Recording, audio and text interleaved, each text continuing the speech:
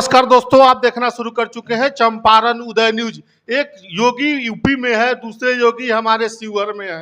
हम योगी बाबा योगी अखिलेश्वर दास के साथ हैं। शिवहर से वो निर्दलीय चुनाव लड़ रहे हैं। फेरी भगाओ, शिवहर बचाओ।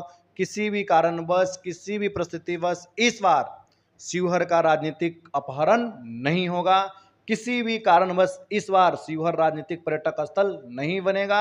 इस बार शिवहर जीतेगा, शिवहर की धरती जीतेगा, भूमिपुत्र जीतेगा। इस बार की लड़ाई शिवहर का बेटा लड़ रहा है, शिवहर लड़ रहा है और मुझे पूर्ण विश्वास है।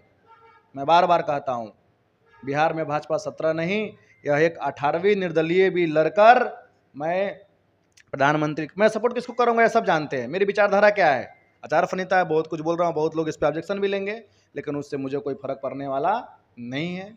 जो मेरे खून में है वही रहेगा। मैं सन्यासी हूँ, मेरी विचारधारा उससे मिला रहा है। मैंने संगठन के लिए काम किया हूँ और मैं चुनाव लड़ रहा हूँ, बहुत मजबूती से लड़ रहा हूँ और जीतने के लिए लड़ रहा हूँ, ये समझ लीजिए। अच्छा, तो बाहरी लोग यहाँ चुनाव आ रहा है लड़ने शिवहर में, जैसे अभी रामा किशोर सिंह जी की चर्चा है और एक रितु जायसवाल जी की चर्चा है, उस पर क्या कहेंगे? देखिए, रितु जायसवाल हो चाहे रामा सिंह जी हो, कोई भी आएगा बाहरी आएगा। मैं अगर रामा सिंह की बात करते हैं तो क्या महागठबंधन के पास क्या यहाँ राजपूत उम्मीदवार उनको नहीं मिल रहा है? अगर बैस की बात करते हैं रितु जायसवाल जी की, तो क्या यहाँ पे कोई उनको नहीं मिल रहा है? वो भी तो बाहरी है ना। वो भी तो लोकतंत्र में, देखिए चुनाव कहीं से भी कोई लड़ सकता है, लेकिन मुद्दा यहाँ क्या है, अभी तक जो भी आया बाहर से आया, चुनाव जीते और चले जाए।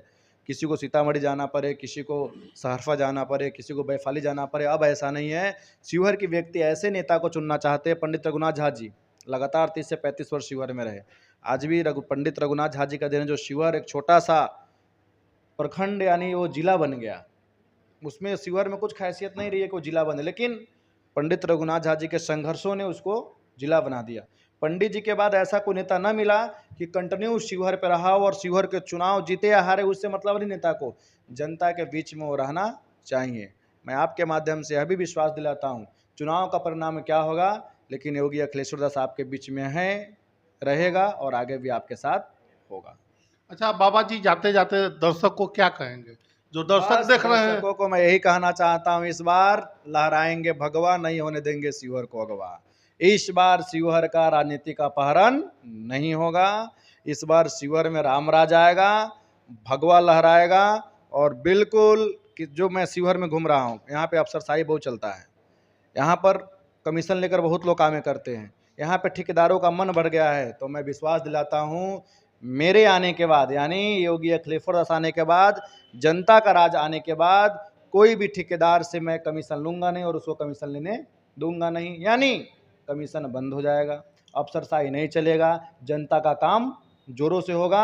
और ये जो इतने कमिश्नर है सब जनता की सेवा के यानी सर्वेंट है, वो गवर्नमेंट सर्वेंट है, यानी हमारे टैक्सों के द्वारा उनको तनख्वाह मिलता है। इसलिए जो नीति में होगा, जो नियम में होगा, जो संवैधानिक होगा, वही कार्य शिवहर में होगा।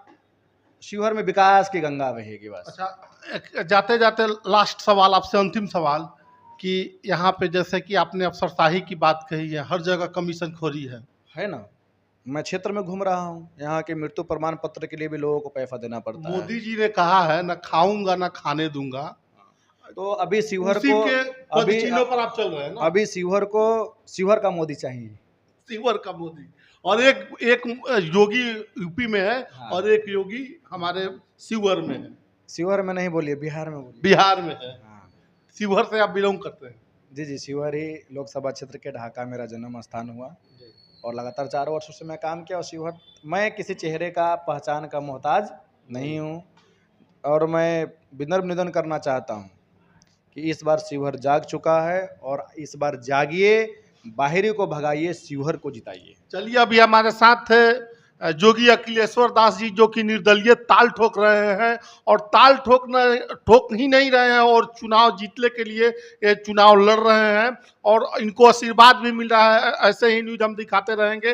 वीडियो कैसा लगा, कमेंट सेक्शन खुला हुआ है, कमेंट करके बता सकते हैं। आपका बहुत बहुत धन्यवाद। धन्यवाद बाबा जी, खूब खूब आशीर्वाद।